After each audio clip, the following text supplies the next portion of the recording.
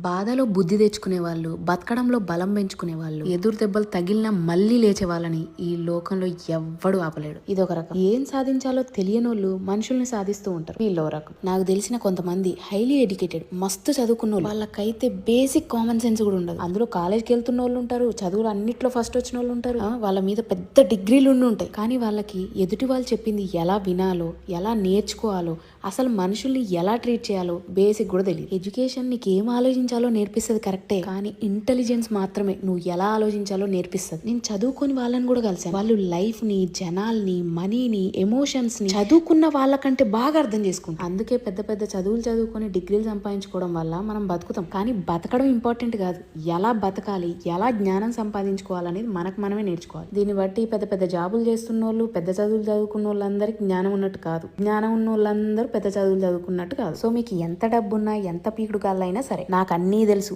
నేనే తోపు అని అనుకోకుండా అనిపించింది చేయడం కాదు, అవతల వాళ్ళని కూడా దృష్టిలో పెట్టుకొని చేయండి. చలో.